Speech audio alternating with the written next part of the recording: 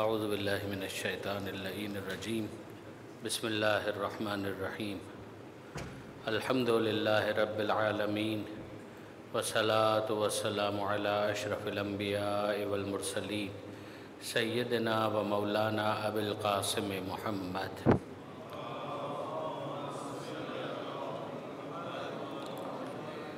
وأہل بیتہ الطیبین الطاہرین المعصومین المظلومین المنتجبین المنتخبین المیامین لا سیما علی الامام المنتظر والحجة الثانی عشر الذین اذهب اللہ عنہم الرجس وطہرہم تطہیرا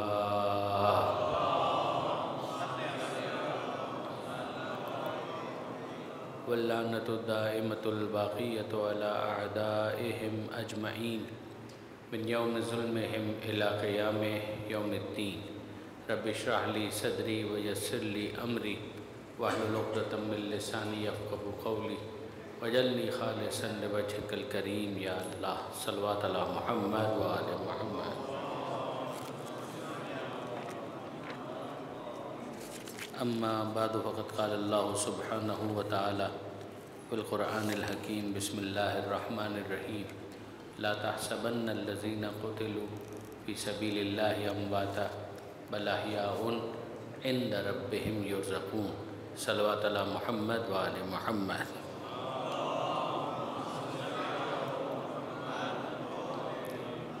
برادران عزیز و خاران محترم، مسلسل ایک مرتب گفتگو میں نے آپ کے سامنے پیش کرنے کی کوشش کی کہ یہ قافلہ جو کربلا سے جب روانہ ہوا تب کوفہ اور کوفہ سے آگے کے جو مراحل ہیں وہ طے کرتا ہوا جب شام پہنچا ہے تو شام میں کچھ بہت امپورٹنٹ ڈیولپمنٹس ہوئی۔ شام کا جو ماحول تھا، شام کا جو بیک گراؤنڈ تھا، اس کو ہم ڈسکس کر چکے، اور پھر اس ماحول کے اندر جو آل محمد کا کنٹریبیوشن ہے اس کو ہم ڈسکس کر رہے تھے۔ کل اسی تناظر میں نے آپ کے سامنے جناب زینب سلام اللہ علیہا کا جو خطبہ تھا اس کو بھی تلخیص کے طور پر پیش کیا، اور اسی پر میں اکتفا کرنا چاہوں گا، اس لیے کہ اگر اس وقت ہم ان الفاظ کو عین الفاظ کو واپس ڈسکس کریں تو یقیناً یہ تکرار اتنا طویل ہو جائے گا معاملہ کہ اس کے بعد جو آج کا مضمون ہے وہ رہ جائے گا۔ لہذا میری خواہش ہے کہ اگر آپ کے لیے ممکن ہو تو اپنے طور پر اس متن کا مطالعہ ضرور کیجیے گا جو جناب زینب سلام اللہ علیہا کے خطبے کا ہے، جیسے کہ وہ بہت امپورٹنٹ ہے، اس کے اندر لرننگ بھی بہت زیادہ ہے، اور انصاف کی بات یہ کہ عزت و ذلت کا جو معیار قرآنی معیار ہے قرآن کے نزدیک، آل محمد کے نزدیک، اس کو شہزادی نے اس کے اندر موضوع بنایا ہے، اور اس کو موجودہ جو اس وقت حالات تھے اس کے ساتھ اس کو کنیکٹ کر کے ایک پورا رزلٹ دیا ہے، ایک پورا کنکلوژن ہے کہ جو ڈرا کیا ہے جناب زینب سلام اللہ علیہا نے۔ آج میں چاہوں گا کہ آپ کے سامنے ان پروسیڈنگز کے اندر ایک اور اہم خطبہ جو مولا امام چہارم امام زین العابدین علیہ السلام کا ہے،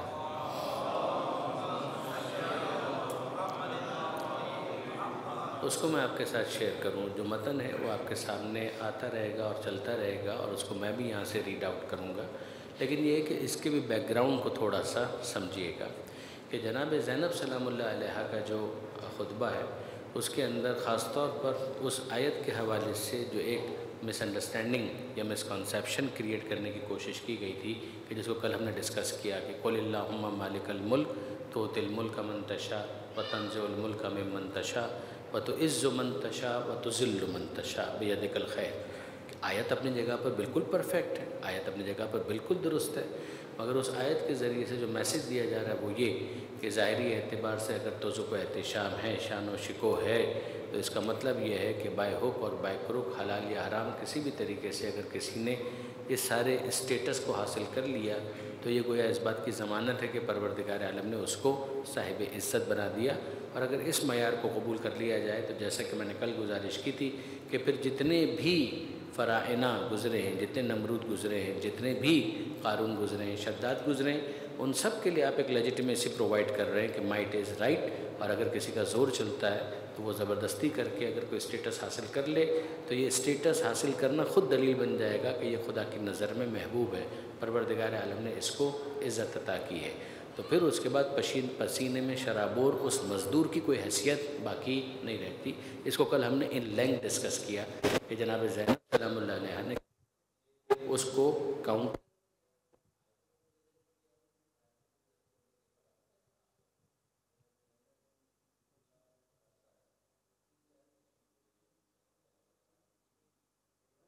تم ہو ذکر نہ یزید تجھے جو کرنا ہے وہ کر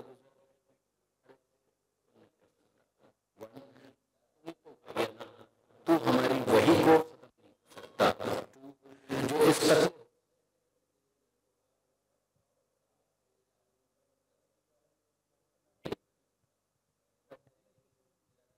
عادی بن جائے گا، لیکن یہ ہے کہ یہ ننگ و عار کبھی ختم نہیں ہوگا، اور اس وقت صحیح معنوں میں سمجھ میں آئے گا کہ تو عز و منتشا کیا ہے اور تو ذل و منتشا کیا ہے۔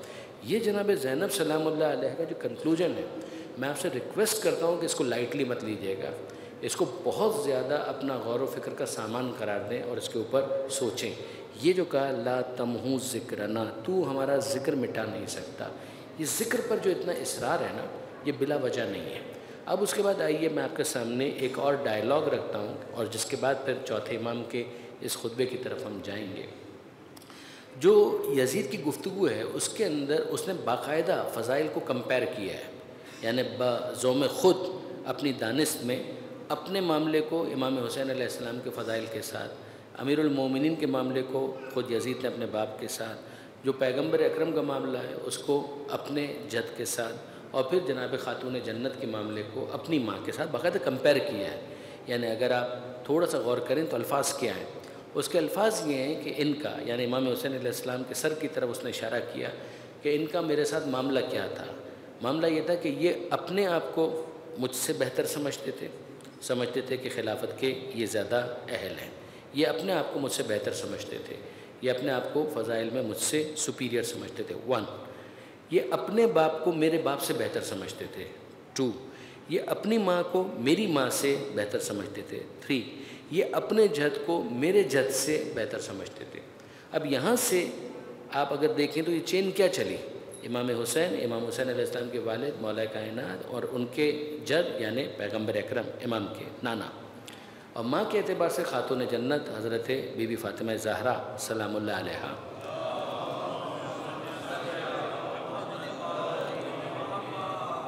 قطع نظر اس سے کہ اگر آپ امام سے پوچھیں تو امام کہیں گے کمپیریزن ہی نہیں بنتا، اگر آپ معصوم سے پوچھیں تو امام کی طرف سے جواب یہ آئے گا کہ کمپیریزن ہی نہیں بنتا۔ یہ وہ جواب ہے کہ جو امام حسن مجتبیٰ علیہ السلام نے دیا تھا۔ آپ نے ممکن ہے فضائل کی مجلسوں کے اندر اس کو سنا ہو کہ جب امیر شام نے صلح کے بعد کسی موقع پر ایک مشترک مجمع میں امام حسن سے یہ خواہش کی تھی کہ فرزند رسول آپ ممبر پر جائیں، آج آپ کا لب و لہجہ سننا چاہتا ہوں۔ He was of the view کہ جب صلح ہو چکی اور اب اقتدار کو تو میں ٹیک اوور کر چکا ہوں، تو واٹ وڈ ہی سے، یہ کیا بولیں گے؟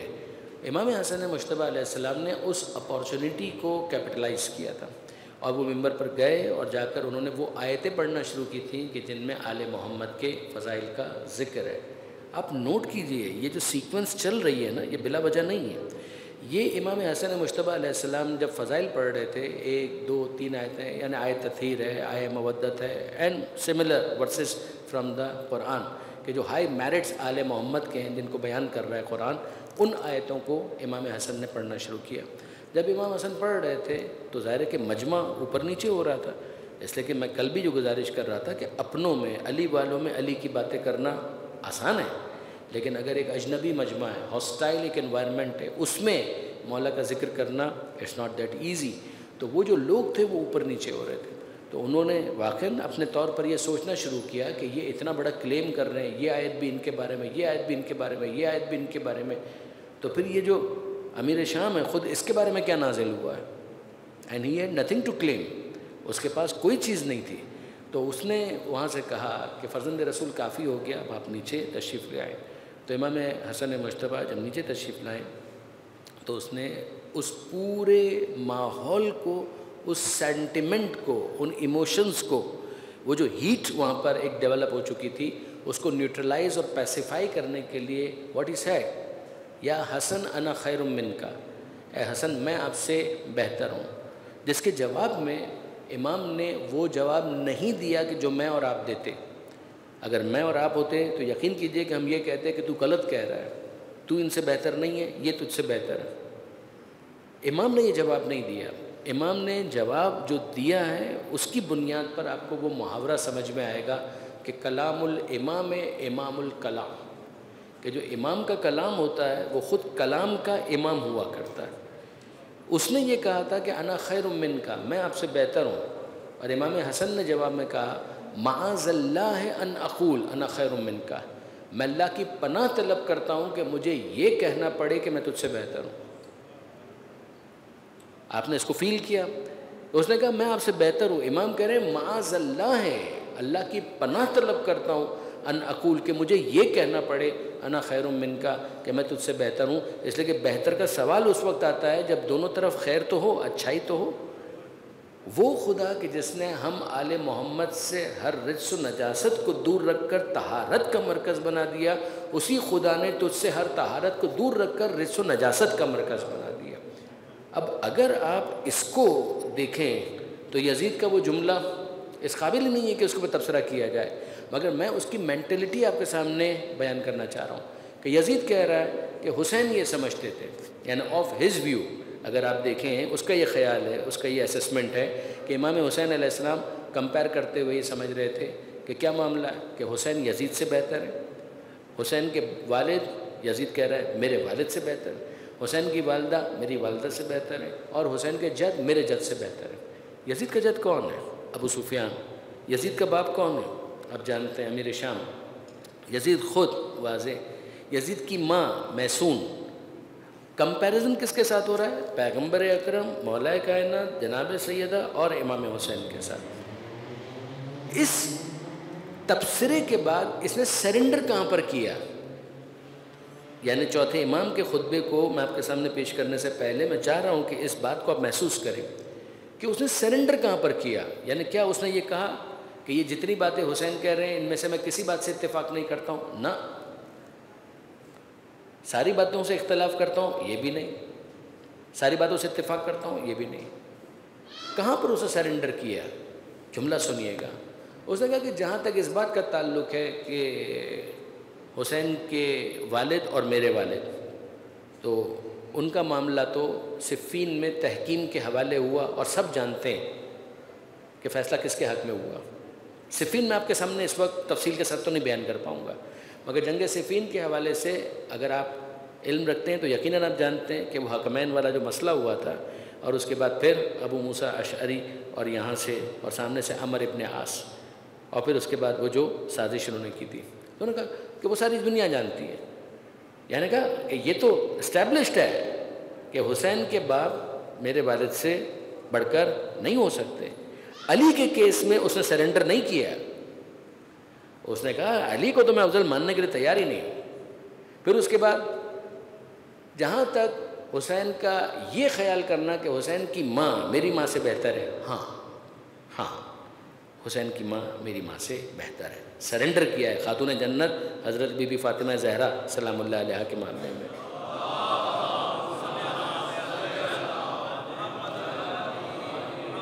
پھر اس کے بعد اس نے کیا کہا؟ پھر اس کے بعد اس نے یہ بات کہی کہ جہاں تک حسین کے جد کا تعلق ہے اور میرے جد کا تعلق ہے، تو کوئی مسلمان رہتے ہوئے تو یہ نہیں کہہ سکتا کہ رسول اللہ سے بھی کوئی افضل ہو سکتا ہے۔ آپ شرارت نوٹ کر رہے ہیں؟ کوئی مسلمان رہتے ہوئے تو یہ نہیں کہہ سکتا، یعنی وہ یہ نہیں کہتا کہ میں یہ کہہ رہا ہوں، وہ کہہ رہا ہے کوئی مسلمان رہتے ہوئے تو یہ بات نہیں کہہ سکتا، یعنی یہ مسلمان ہونے کی مجبوری ہے، ورنہ تو دیور کمپٹیٹرز۔ یعنی جو یزید کے ذہن کو آپ ریڈ کرنے کی کوشش کریں، ملک اور اقتدار کی جنگ تھی اس وقت، وہ جیت گئے، بعد میں ہم جیت گئے، یہ ہو گیا معاملہ۔ کون سی اسپریچویلٹی اور کون سی روحانیت اور کون سا خدائی معاملہ، یہ ساری چیزیں تو وہ ایگری کرنے کے لیے تیار ہی نہیں ہے۔ اس پورے اس کے اندر اگر آپ آن دا فیس آف اٹ لے لیں تو ایک پیغمبر اکرم کے کیس میں کسی حد تک آپ کہہ لیں کہ اس نے سرنڈر کیا، یہ کہہ کر کہ کوئی مسلمان تو بہرحال یہ نہیں کہہ سکتا کہ رسول اللہ سے بھی کوئی افضل ہو سکتا ہے۔ جناب سیدہ کے معاملے میں اس نے سرنڈر کیا، لیکن خود امام حسین اور مولا کے معاملے میں بالکل سرنڈر نہیں کیا اس نے۔ علی نہیں قبول ہے، اس کو کسی بھی عنوان سے قبول نہیں ہے۔ یعنی اگر آپ صحیح معنوں میں کہیں تو وہ چیز کہ جس سے ان کی دکھتی رکھ کیا ہے، یعنی وہ چیز جو ان کو ہمیشہ تل ملانے پر مجبور کرتی ہے کہ وہ فضائل علی ہے، وہ علی کا ذکر ہے، علی کی فضیلت۔ اور امام حسین امام حسین کے بارے میں کہا کہ وہ خود بھول گئے کہ قرآن مجید کی آیت، یہ کہہ کر پھر اس نے اس آیت کو پڑھا، قل اللہم مالک الملک تؤتی الملک من تشاء وتنزع الملک ممن تشاء وتعز من تشاء وتذل من تشاء۔ آپ نے نوٹ کیا کہ یہ معاملہ ایسا تھا جو چوتھے امام کے سامنے اس طریقے سے پریزنٹ کیا گیا۔ اگلا خطبہ جو چوتھے امام نے خواہش کی وہ یہ کہ مسجد امویہ دمشق میں دینا چاہتا ہوں کہ جب ایک اور جنرل سیٹنگ ہے کہ جس کے اندر لوگ جمع ہوں گے، آئے گی گیدرنگ، ایک پورا مجمع ہوگا، اس موقع پر چوتھے امام نے خواہش کی۔ بیک گراؤنڈ کیا ہے؟ بیک گراؤنڈ یہ ہے کہ اس نے وعدہ کر لیا، یزید وعدہ کرتا ہے، اس نے کہا کہ ہاں میں آپ کو موقع دوں گا، لیکن اس سے پہلے ایک ماحول بنانے کی اس نے کوشش کی، اور وہ ماحول کیا ہے کہ جب مسجد امویہ دمشق میں لوگ جمع ہو گئے تو اس سے پہلے کہ جو چوتھے امام سے بات کی ہے اس کو ڈسکس کریں کہ ان کو بھی ممبر پر جانے دینا یا نہیں جانے دینا، اس نے ایک درباری خطیب کو کہا کہ تم پہلے جاؤ اور جا کر خطبہ دو، اور اس نے خطبہ دیا، اور اس خطبے کے اندر اس نے وہی سب کچھ کہا کہ جو وہ کہنے کا عادی تھا، اور لوگوں نے وہی سب کچھ سنا کہ جو وہ سننے کے عادی تھے۔ اس خطبے کے لیے خاص طور پر اس کے پاس انسٹرکشنز تھی کہ بنو امیہ کی تعریف کرنی ہے، توصیف کرنی ہے، گلوریفائی کرنا ہے، ان کو بڑا بتانا ہے، اور اسی خطبے کے اندر بنی ہاشم، آل محمد، پیغمبر اکرم کی اولاد امام حسین، مولا کائنات، خاص طور پر ان کو کسی نہ کسی طریقے سے لیٹ ڈاؤن کرنا ہے۔ دیٹ واز دا ایجنڈا، اور اس نے یہ کام کیا۔ جب وہ کام کر رہا تھا اس موقع پر سید سجاد اس کو مخاطب کر کے وہ تاریخی جملہ ارشاد فرماتے ہیں کہ اشتریت مرضات المخلوق بسخط الخالق، اے خطیب تو نے مخلوق کو راضی کرنے کے لیے خالق کو ناراض کر دیا۔ اشتریت، تو نے خریدا، مرضات المخلوق، مخلوق کی مرضی کو، بسخط الخالق، خالق کو ناراض کیا، اور اس کے بدلے تو نے مخلوق کی رضا، مخلوق کی مرضی، اس کو خریدنے کی کوشش کی۔ افسوس تیرے حال پر۔ یہ جملہ چوتھے امام نے کہا اور چوتھے امام نے کنڈیم کیا۔ اب اس کے بعد جو اگلا مرحلہ ہے وہ کیا ہے؟ سید سجاد یزید سے کہتے ہیں اے یزید میں بھی آواد کہتے ہیں لکڑی کے ڈھیر کو۔ یہ بہت امپورٹنٹ ہے سمجھنا کہ سید سجاد نے ممبر کا لفظ استعمال نہیں کیا، یہ نہیں کہا کہ میں اس ممبر پر جا کر کچھ کہنا چاہتا ہوں، نہ، سید سجاد کہتے ہیں کہ میں لکڑی کے اس ڈھیر پر جا کر، یہ جو لکڑی کا ڈھیر ہے اس پر جا کر کچھ ایسا کہنا چاہتا ہوں کہ جو رضائے پروردگار کا باعث بنے اور سامعین کے لیے باعث اجر و ثواب۔ آپ ذرا غور کیجئے گا کہ یہ تعبیر کیا استعمال کی ہے سید سجاد نے۔ سید سجاد کہتے ہیں کہ دیکھنے میں تم کو وہ ممبر لگتا ہے، مگر جس جگہ سے آل محمد کو ڈیگریڈ کیا جائے اور آل محمد کے دشمنوں کو گلوریفائی کیا جائے، پھر وہ لکڑی کا ڈھیر تو ہو سکتا ہے، ممبر نہیں ہو سکتا۔ تم اس کو ممبر مت سمجھو، اس لیے کہ ممبر آل محمد کے نزدیک وہ ہے کہ جہاں پر آل محمد کے فضائل بیان ہو، مرضی پروردگار کے مطابق گفتگو، وہاں پر ایسی بات ہو کہ جو لوگوں کے لیے اجر و ثواب کا باعث ہو۔ یہاں اسپیسیفائی کیا ہے چوتھے امام نے کہ اب یہ ممبر کہاں ہے، اب یہ لکڑی کا ڈھیر ہے کہ جہاں سے اگر بنو امیہ کو گلوریفائی کیا جا رہا ہے اور آل محمد کو ڈیگریڈ کیا جا رہا ہے، ان کے لیے ڈسگریس کے جذبات لوگوں کے درمیان پیدا کیے جا رہے ہیں، پھر وہ جگہ وہ ممبر نہیں ہے، پھر تو وہ لکڑی کا ڈھیر ہے۔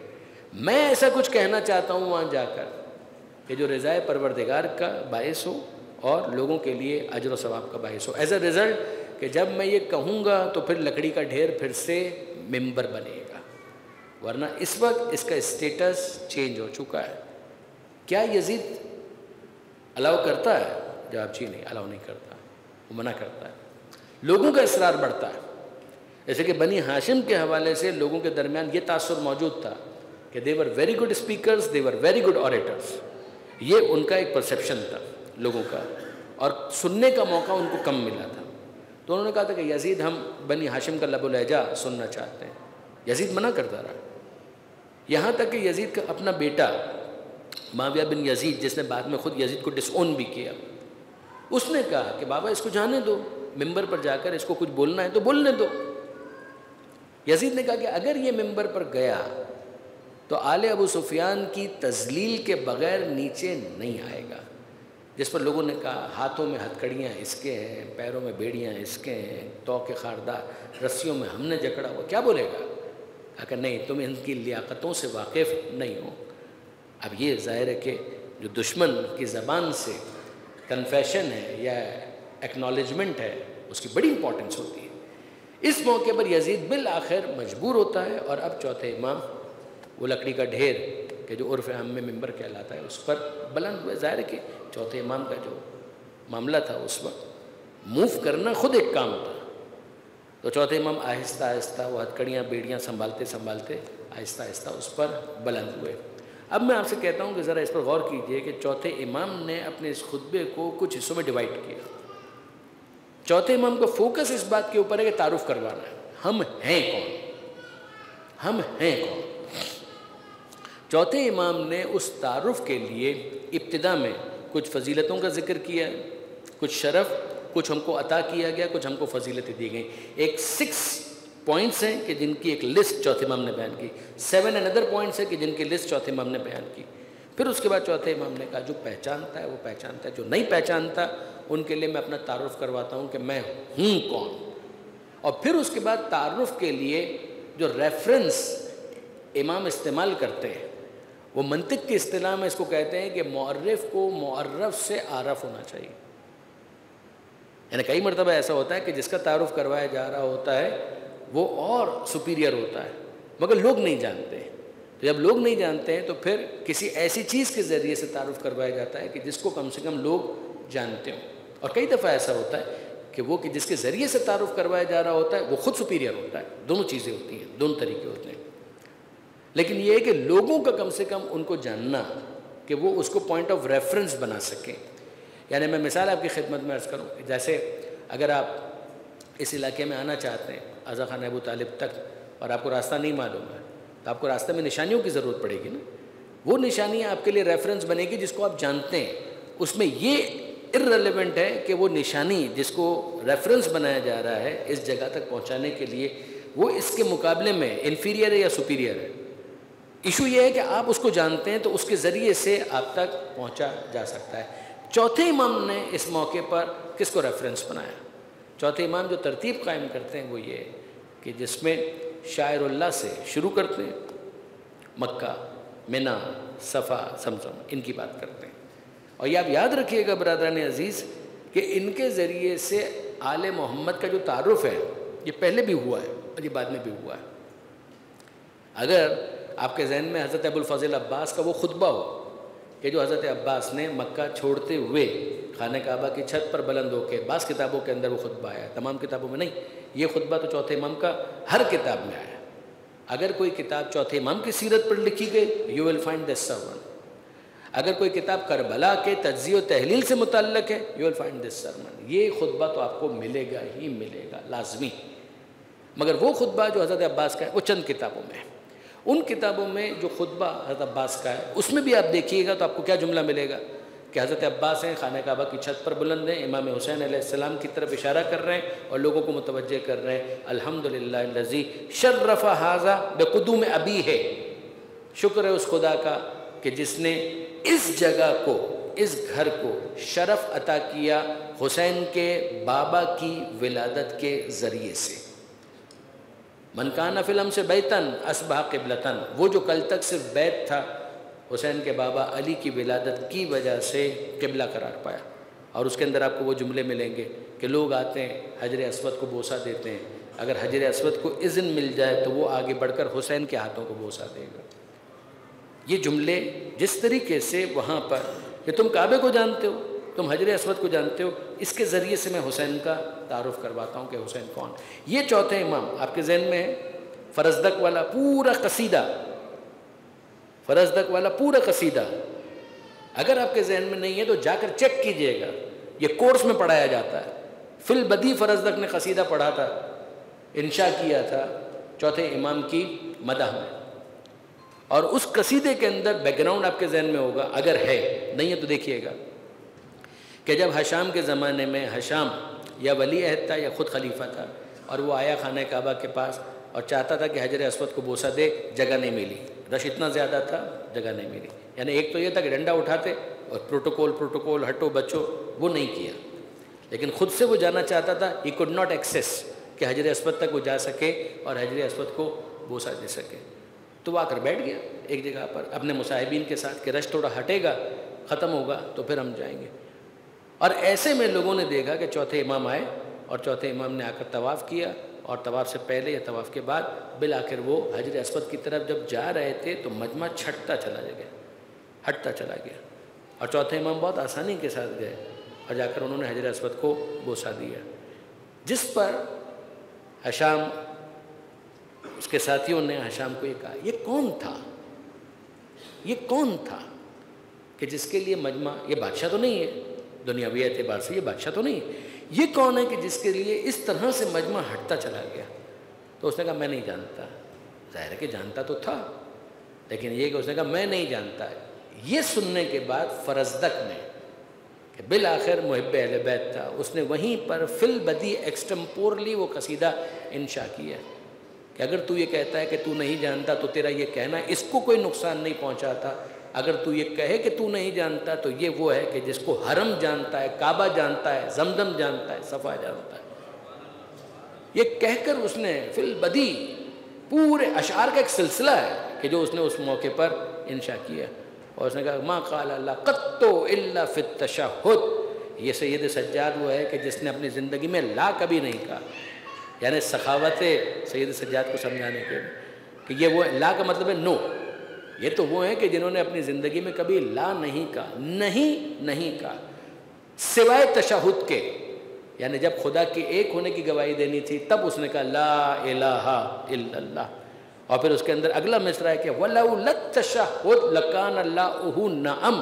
اور اگر یہ تشہد نہ ہوتا تو یہ ایک لا بھی نعم سے تبدیل ہو جاتی، نہیں جو ہے وہ ہاں سے تبدیل ہو جاتی. یہ پورا قصیدہ، مگر اس میں ریفرنس کیا بن رہا ہے؟ حرم، بیت، حجر اسود. یہ چوتھے امام نے اس کا آغاز کیا ہے اس خطبے کا، تو اس خطبے کے اندر شروع میں چوتھے امام نے حجر اسود اور اسی کی بات کی ہے.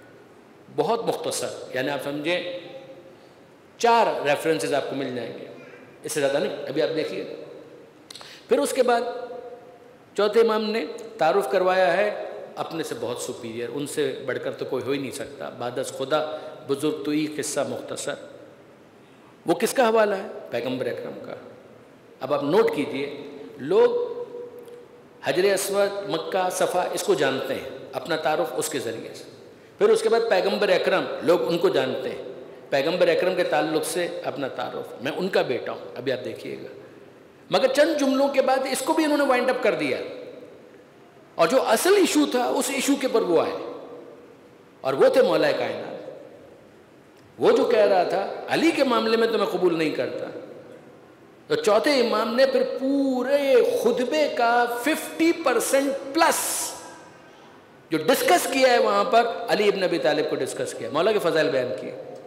کہا سنو علی کے پوتے کی زبانی، علی کے فضائل سنو، کہ وہ کہ جس کو تم نہیں مانتے اس کے حوالے سے میں فخریہ طور پر کہتا ہوں میں اس کا بیٹا ہوں. اب آپ نوٹ کیجئے گا، شاعر اللہ کچھ حوالے، پیغمبر اکرم ان سے بڑھ کر کوئی نہیں ہو سکتا، مگر ان کے حوالے سے گفتگو، خاص طور پہ معراج کا تذکرہ، اور پھر اس کو وائنڈ اپ کیا، اور پھر مولا کائنات کا ذکر، اور مولا کائنات کا مفصل ذکر. اس کے بعد پھر جب خاتون جنت کا ذکر آیا مختصر ذکر، مگر وہ ایک جملہ بھی رلانے کے لیے بہت کافی تھا. پھر اس کے بعد امام حسین اور اس کے ساتھ ہی وہ گفتگو اختتام کی طرف گئی جس کو اذان سے قطع کیا گیا. ناؤ لیٹس سی، ذرا اس کو دیکھیے گا. درود بھیجیے محمد و آل محمد.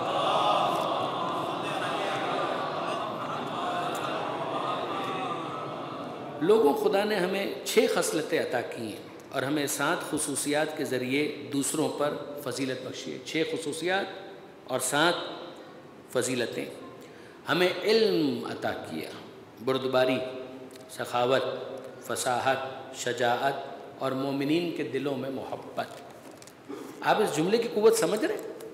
مومنین کے دلوں میں محبت کا یہ ہم کو عطا کی. یعنی اگر کوئی مومن ہے تو اس کے مومن ہونے کا معیار یہ ہے کہ وہ اپنے دل کو ٹٹولے کہ اس میں ہماری محبت ہے یا نہیں. جس سجاد کو تم نے گرفتار کیا ہوا ہے وہ سجاد کی محبت اگر تمہارے دل میں نہیں ہے تو کوئی مومن نہیں ہے، کوئی ایمان ایگزسٹ نہیں کرتا۔ پھر اس کے بعد فرماتے ہیں اور دوسروں پر اس طرح فضیلت دی ہے کہ رسول ہم میں سے ہیں، رسول ہم میں سے ہیں، صدیق ہم میں سے ہیں۔ نوٹ کیجئے، صدیق کے لقب کو چوتھے امام نے اپنے اس خطبے میں مولا کائنات کے لیے استعمال کیا ہے۔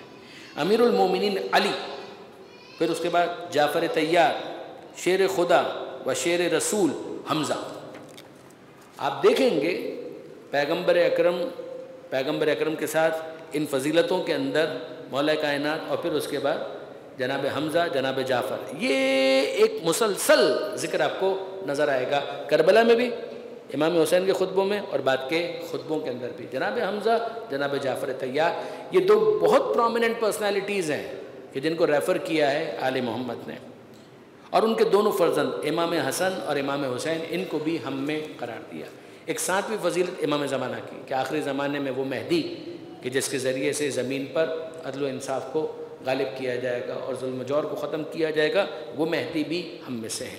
یہ آپ سمجھیے ہیڈ لائن ہے، اور اب اس کی تفصیل شروع ہوتی ہے۔ اس مختصر تعارف سے من عرفنی فقط عرفنی، جو مجھے پہچانتا ہے وہ مجھے پہچانتا ہے، جو مجھے نہیں پہچانتا، اب بھی نہیں پہچانتا، تو میں اس کو اپنا تعارف کرواتا ہوں، اپنا بھی تعارف کرواتا ہوں، اپنے آباء و اجداد اور خاندان کا تعارف کرواتا ہوں، اور ان کے ذریعے سے خود کو پہچانواتا ہوں۔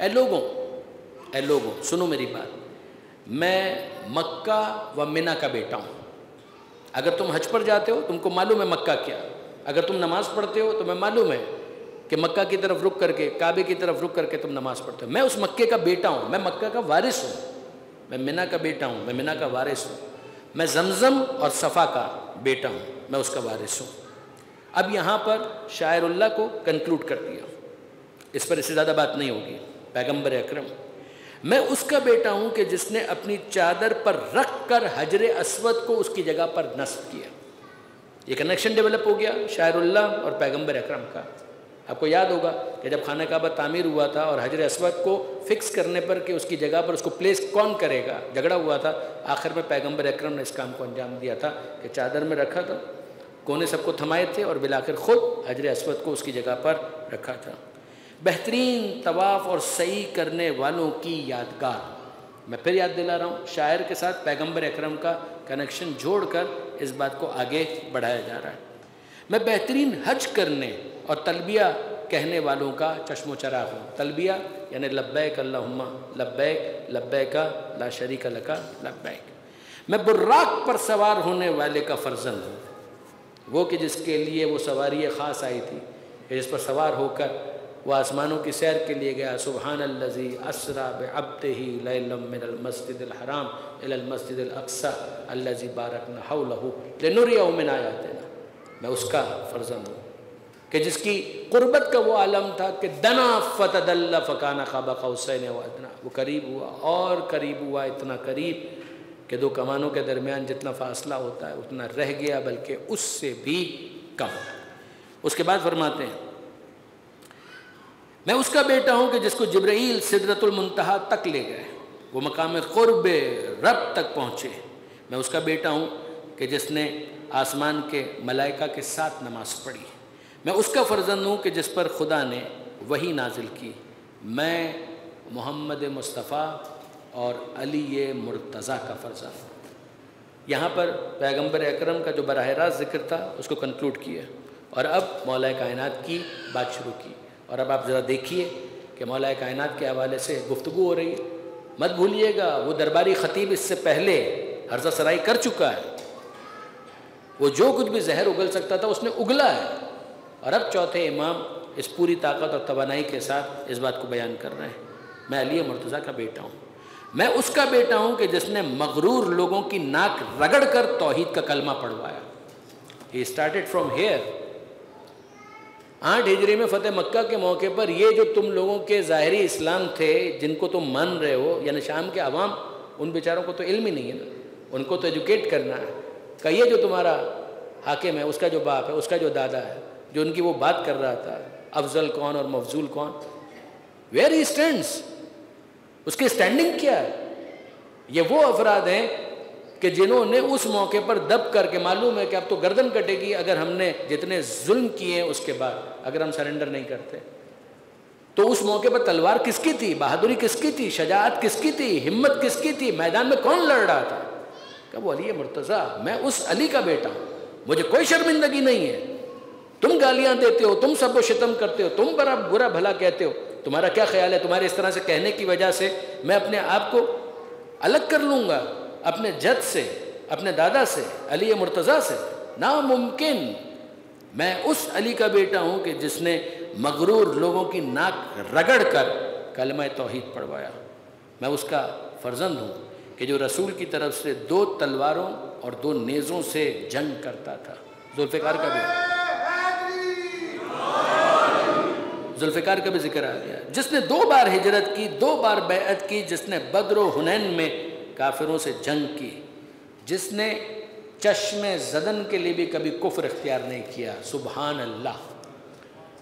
یعنی یہ وہ مولا کائنات کی صفت ہے نا، ایک لمحے کے فریکشن آف سیکنڈ کے لیے بھی کہ جس نے کبھی بت پرستی نہیں کی، جس کی وجہ سے آپ جانتے ہیں کہ مولا کائنات کے لیے ہمارے عام جو مسلمان بھائی ہیں وہ بھی ایک خاص ٹائٹل استعمال کرتے ہیں کہ کرم اللہ وجہہ الکریم۔ یہ کرم یعنی جن کے چہرے پر خدا کا خاص کرم تھا، خاص عزت تھی۔ کیا آپ اس کو پھر لنک کر پا رہے ہیں؟ تو عز من تشاء و تذل من تشاء، کرم اللہ وجہہ، کہ جس کے چہرے پر خدا نے خاص کرم کیا کہ وہ پیشانی کبھی کسی بت کے آگے نہیں جھکی۔ کہ میں اس علی کا بیٹا ہوں کہ جس نے چشم زدن کے لیے بھی کبھی کفر اختیار نہیں کیا۔ میں صالح مومنین اور وارث انبیاء کا فرزند ہوں۔ یہ صالح مومنین یہ بھی قرآن مجید کا دیا ہوا ٹائٹل ہے مولا کائنات کے لیے۔ سورہ آپ اس کے اندر پڑھیں گے تحریم کے اندر کہ اللہ مولا ہے، جبرائیل مولا ہے، وصالح المومنین، اور وہ صالح المومنین سے مراد مولا کائنات ہے۔ یہاں پر چوتھے امام نے اس کو بھی ریفر کیا۔ اور وارث انبیاء کا فرزند ہوں، میں اس کا فرزند ہوں جو مشرکوں کو قتل کرنے والے، مسلمانوں کے امیر، مجاہدوں کے پیشوا، زین العابدین۔ یہ کمال ہے۔ چوتھے امام کو ہم اور آپ نام سے زیادہ نہیں جانتے، ان کے اس لقب سے جانتے ہیں، زین العابدین۔ مگر وہ زین العابدین جو عبادت کرنے والوں کی زینت ہے، انہوں نے اس خطبے میں اپنے جد علی مرتضیٰ کے لیے اسی لقب کو استعمال کیا۔ وہ ہیں زین العابدین، وہ ہیں زین العابدین۔ چوتھے امام کے علی ہیں زین العابدین۔ اور یہ مولا کی جو عبادت ہے، اس کو چوتھے امام نے اس موقع پر بھی ہائی لائٹ کیا تھا کہ جب کسی نے کہا تھا کہ فرزند رسول آپ اتنی عبادت کرتے ہیں، اتنی عبادت کرتے ہیں، ہمیں لگتا ہے کہ آپ اپنی جان ختم ہو جائے گی آپ اپنی جسم، اپنے وجود کو گھلا رہے ہیں عبادت پروردگار میں۔ تو اس وقت چوتھے امام نے کہا تھا کہ ذرا وہ صحیفہ لے آؤ کہ جس میں ہمارے دادا علی مرتضیٰ کی عبادت کا حال لکھا ہوا ہے۔ اور جب وہ لایا گیا تو پڑھنے کے بعد کہنے لگے، پڑھتے گئے، سناتے گئے، اور پھر کہنے لگے کس کی ہمت ہے کہ ویسی عبادت کر سکے جیسی علی عبادت کر کے گئے۔ اور واقعاً آپ ذرا غور کیجئے، یہ سنت تو خود پیغمبر نے دی ہے نا، جس کی ایک ضربت کا وزن ثقلین کی عبادت سے زیادہ ہو، کہاں کس کی مجال ہے کہ وہ ان کی عبادت کی ہم شریک کر سکیں۔ تو یہاں پر چوتھے امام نے پھر یہ والا جملہ ارشاد فرمایا، وہ زین العابدین، خوف خدا میں گریہ کرنے والوں کے افتخار کا بیٹا ہوں۔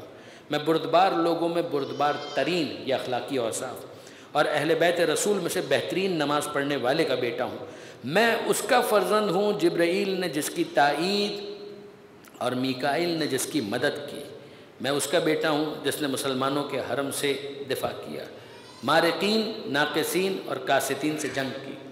کیا آپ سمجھے؟ مارقین، ناقصین اور کاسطین، یہ جمل، صفین اور نہروان کا ذکر۔ یہ صفین کی جنگ کس سے لڑی تھی؟ یہی شام والے تھے۔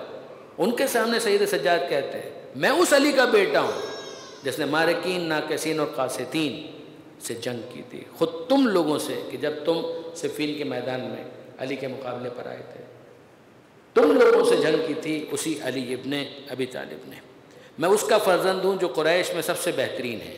میں اس کا بیٹا ہوں کہ جس نے مومنین میں سب سے پہلے خدا اور رسول کی دعوت قبول کی. یہ دعوت ذوالعشیرہ کی بات ہو گئی. میں ایمان کی طرف سب سے پہلے سبقت کرنے والے کا بیٹا ہوں، سرکشوں کی کمر توڑنے والے کا بیٹا ہوں، مشرکوں کو تہتے کرنے والے کا بیٹا ہوں. میں اس کا فرزند ہوں جو منافقوں کے لیے خدا کی شمشیر، خدا کے بندوں کے لیے زبان حکمت، دین خدا کے محافظ اور اس کے ولی امر ہیں، حکمت خدا کے بوستان اور علم الہی کے حامل. وہ جواں مرد، سخی، شریف، نیکیوں کے جمع کرنے والے، سید، عظیم، ابتہی، خدا کی رضا پر راضی، مشکلوں میں آگے بڑھنے والے، صابر، ہمیشہ روزہ رکھنے والے، ہر آلودگی سے پاک اور بڑے نمازی تھے. اس نے اپنے دشمنوں کی نسلیں منقطع کی، کفر کے ٹولوں کا شیرازہ بکھیر دیا. وہ قوی اور استوار دل کے حامل عزم بالجزم تھے، اور جب جنگ میں نیزے ایک دوسرے سے گتھ جاتے تھے تو آپ شیر کی مانند انہیں پراگندہ کر دیتے تھے اور چکی کی طرح انہیں پیس دیتے تھے. وہ حجاز کے شیر، عراق کے سردار، مکی، مدنی، خیفی، عقبی، بدری، احدی، شجری، مہاجری ہیں. ان سب جگہوں پر وہ حاضر تھے. وہ عرب کے سید اور میدان جنگ کے شیر اور 2 مشعر کے وارث اور حسن و حسین کے والد. میں کس کی بات کر رہا ہوں؟ یہ ساری خصوصیات اور صفات مخصوص ہیں میرے دادا علی ابن ابی طالب سے.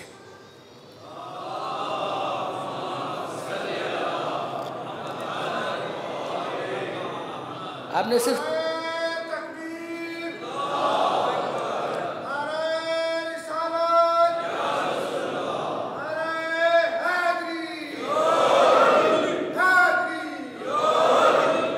آپ نے اس ٹیکسٹ اور اس کنٹینٹ کی لینتھ کا اندازہ کیا؟ کتنا ٹائم اسپینڈ کیا ہے چوتھے امام نے اپنے اس خطبے کے اندر مولا کائنات کے حوالے سے، ان کے انٹروڈکشن کے حوالے سے اور ان کے تعلق سے پھر اپنا تعارف کرواتے ہوئے. میں انہی کا بیٹا ہوں، میں انہی کا پوتا ہوں. مجھے اس پر کسی قسم کی کوئی شرمندگی نہیں ہے. مجھے فخر ہے کہ میں علی کا بیٹا ہوں، مجھے فخر ہے کہ میں علی کا پوتا ہوں. یہ ہے وہ جو وہاں پر علی کے حوالے سے جملہ اس نے کہا تھا. مجھے محسوس ہوتا ہے طالب علم کی حیثیت سے کہ چوتھے امام نے اسے پوری طریقے سے ایڈریس کیا.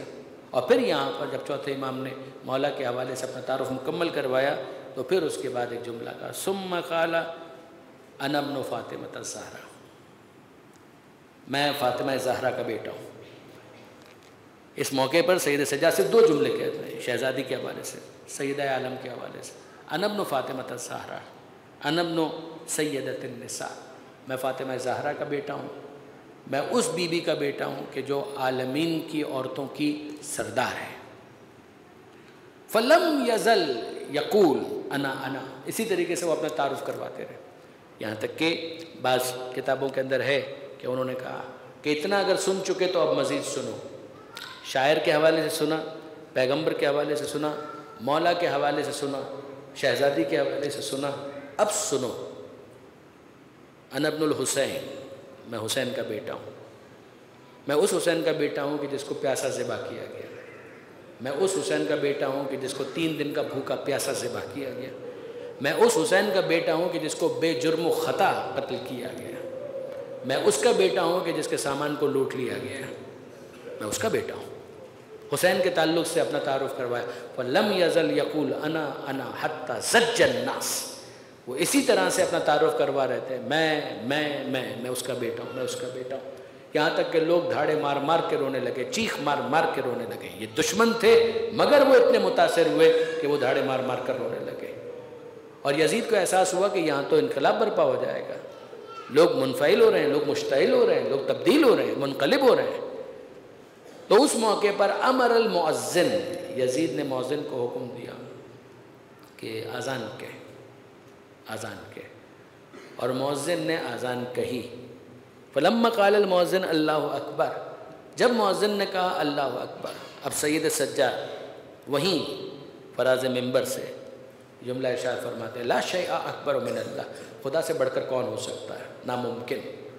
فلما قال المؤذن اشہد ان لا الہ الا اللہ، جب مؤذن نے کہا کہ اشہد ان لا الہ الا اللہ، اللہ کے سوا کوئی معبود نہیں ہے، تو سید سجاد کہتے ہیں، شہد بہا شعری واللحمی والدمی، میرے بال، میرا گوشت، میرا خون گواہی دیتا ہے. اللہ کے سوا کوئی معبود نہیں۔ وَلَمَّا قَالَ الْمُؤَذِّنُ أَشْهَدُ أَنَّ مُحَمَّدَ رَسُولُ اللَّهِ، جب مؤذن نے کہا محمد اللہ کے رسول ہیں، اشہد ان محمد رسول اللہ، التفت من المنبر فوق المنبر الی یزید، تو وہیں فراز ممبر سے سید سجاد نے بڑی مشکل سے اپنا رخ کیا یزید کی جانب اور سوال کیا، محمد ھذا جدی ام جدک، اے یزید بس اتنا بتا دے یہ محمد جس کی رسالت کی گواہی دی جا رہی ہے یہ میرے جد ہے یا تیرے جد ہے؟ اگر تو یہ کہے کہ تیرے جد ہیں تو جھوٹ بھی ہوگا، کفر بھی ہوگا، اور جب جانتا ہے کہ وہ میرے جد ہیں فَلِمَا قَتَلْتَ عِتْرَتَهُ، تو اس محمد کو کہ جس کی رسالت کی گواہی دیتا ہے اسی محمد کی عطرت کو کیوں قتل کیا؟ کیوں حسین مظلوم کو قتل کیا؟ جواب دے کہ تو نے کیوں قتل کیا؟ عجیب ہیں کہ لوگ کہتے ہیں کہ محمد اللہ کے رسول ہیں، یہی وہ بات ہے۔ امام شافعی کا، شیعہ تو نہیں تھے امام شافعی، انہوں نے پورا ایک مرثیہ لکھا ہے کئی شعروں کا، اس کے اندر جملہ یہ ہے کہ یہ کتنی عجیب بات ہے کہ ایک طرف محمد مصطفیٰ پر درود بھیجتے ہو اور انہی کی اولاد سے جنگ کرتے ہو، انہی کی اولاد کو قتل کرتے ہو، انہی کی اولاد کو قیدی بناتے ہو، اس بات نے تو میرے دل میں غم و حزن بھر دیا ہے۔ یہ امام شافعی کے بھی الفاظ ہیں، اور یہ سید سجاد یہاں پر کہہ رہے ہیں، ایک طرف کہتے ہو محمد اللہ کے رسول ہیں اور پھر انہی محمد کی اولاد کو قتل کرتے ہو، انہی کی خواتین کو بازاروں اور درباروں کے اندر پھراتے ہو۔ یہ وہ موقع تھا کہ جب یزید نے کہا اقامت کہو، اقامت کہو، اقامت کہی گئی اور لوگ منتشر ہو گئے، کچھ وہاں پر کھڑے رہے اور کچھ چلے گئے کہ یہاں پر نماز پڑھنا نماز کی توہین ہے، وہ سب کے سب وہاں سے چلے گئے۔ یہ ایک تبدیلی عزیزان محترم کہ جو شام کے اندر آئے، میں نہیں کہتا کہ شام پورے کا پورا تبدیل ہو گیا، مگر شام میں ایک جوہری تبدیلی، ایک بنیادی تبدیلی ضرور پیدا ہوئی۔ یہاں حضرت علامہ رشید ترابی علی اللہ مقامہ یاد آئے، وہ خطبہ سید سجاد کو پڑھتے ہوئے اختتام پر یہ کہنے لگے کہ ہم نے بھی خطبے دیے ہیں، تقریریں کی ہیں، مجلسیں پڑھی ہیں، الفاظ میرے مطلب ان کا ہے کہ ہم نے بھی خطبے دیے ہیں، تقریریں کی ہیں، مجلسیں پڑھی ہیں۔ ممکن ہے کہ سامعین میں سے بھی بہت سے ایسے ہوں کہ جو پریزنٹیشنز دیتے ہوں، کوئی اگر تقریر کرتا ہے نا عزیزان تو صرف زبان استعمال نہیں کرتا، زبان کے علاوہ باڈی لینگویج بہت کاؤنٹ کرتی ہے۔ کبھی وہ دائیں ہاتھ کو بلند کرتا ہے، کبھی وہ بائیں ہاتھ کو بلند کرتا ہے، کبھی وہ دائیں طرف دیکھتا ہے، کبھی وہ بائیں طرف دیکھتا ہے، کبھی وہ اپنے پیروں کو جنبش دیتا ہے، چاہے وہ ممبر پر بیٹھا بھی ہو تو کبھی وہ دائیں پیر کو بائیں پیر پر رکھے گا، کبھی بائیں پیر کو دائیں پیر پر رکھے گا۔ آپ نے اہتمام کیا ہوا ہے تو پانی یہاں پر رکھا ہوا ہے کہ اگر مقرر کو پیاس کا احساس ہو تو وہ اپنے گلے کو تر کر سکے۔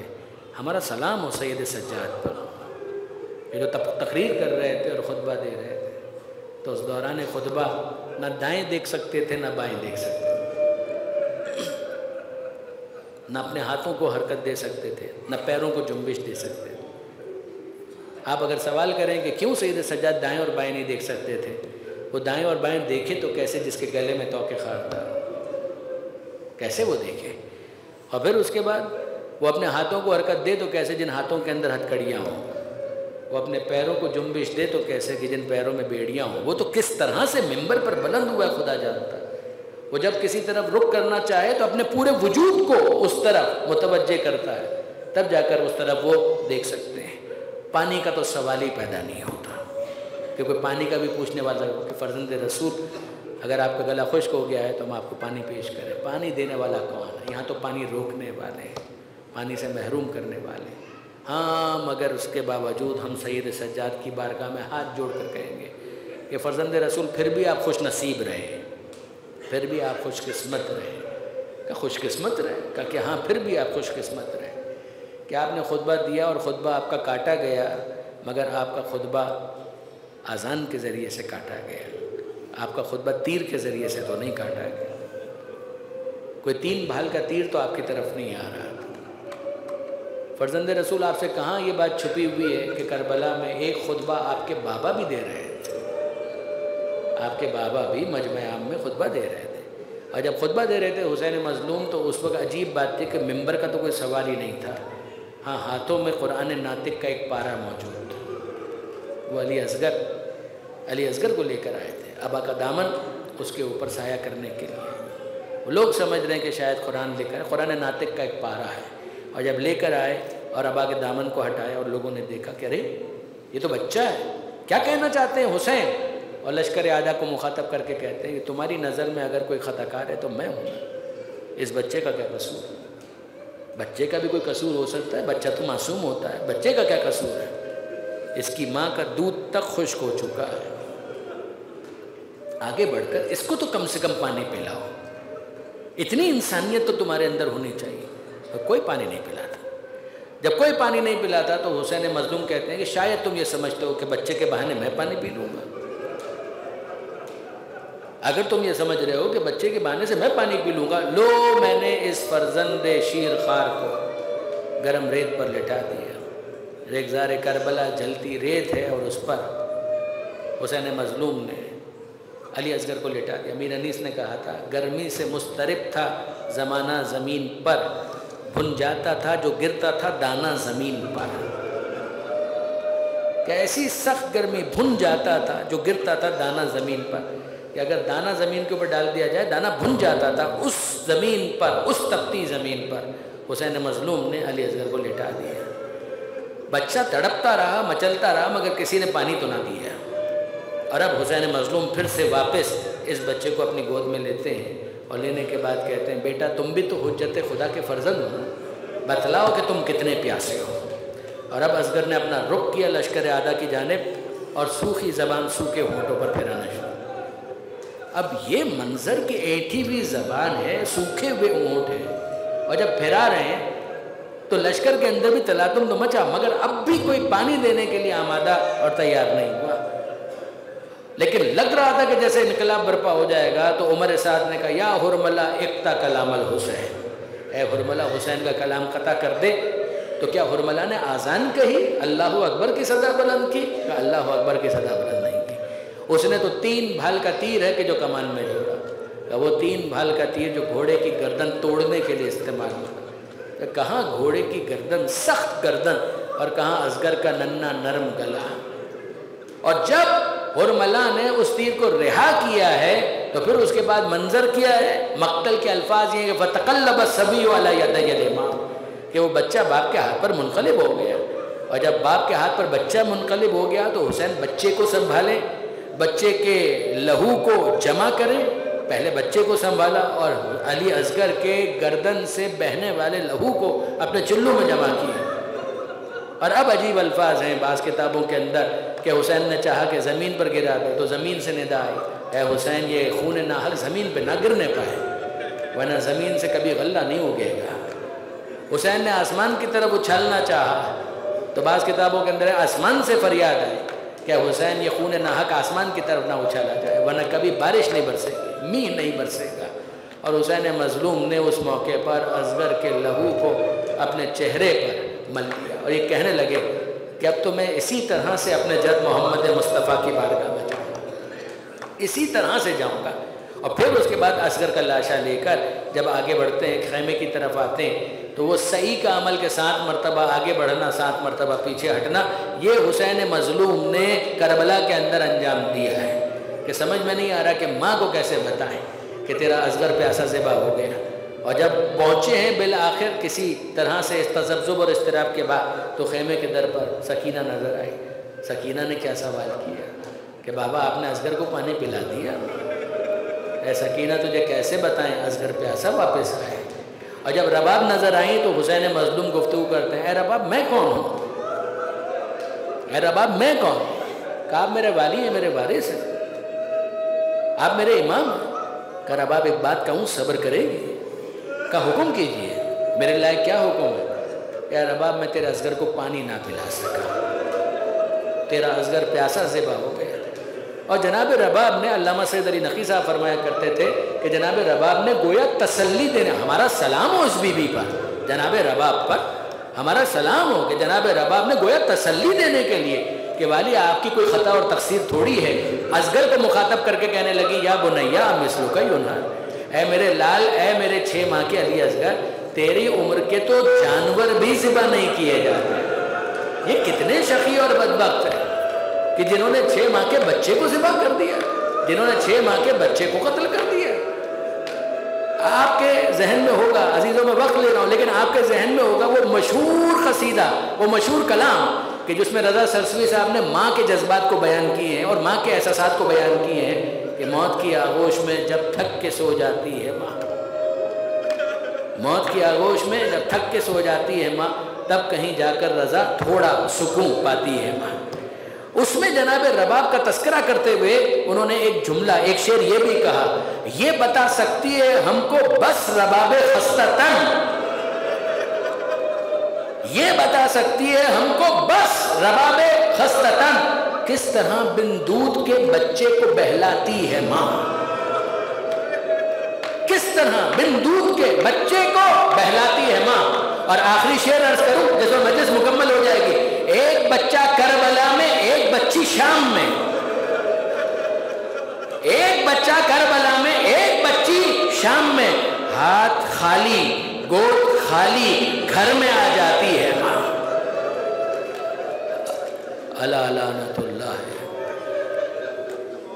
علی الظالمین وسیعلم الذین ظلموا ای منقلب ینقلبون۔ بار الہ اس قلیل توسل کو اپنی بارگاہ میں قبول فرما۔ مالک اس مجلس کا ثواب جن کے ایصال ثواب کے لیے مجلس منعقد کی گئی ان کو ایصال فرما۔ مالک ان آنسوؤں کو جناب سیدہ کے رومال میں جگہ عطا فرما۔ مالک تجھے واسطہ محمد و آل محمد کا بانیان، حاضرین، منتظمین، محتممین، خادمین، ان سب کی دعاؤں کو اپنی بارگاہ میں مستجاب فرما۔ اے پروردگار بیماروں کو شفا عطا فرما، بے روزگاروں کو رزق حلال عطا فرما، جو برسر روزگار ہیں برکت عطا فرما، جو بے اولاد ہیں اولاد صالح عطا فرما، جو صاحبان اولاد ہیں تربیت کی توفیق عطا فرما۔ اے پروردگار تجھے واسطہ محمد و آل محمد کا جو اپنی اولاد کے رشتوں کے لیے پریشان ہیں انہیں بہترین رشتے عطا فرما۔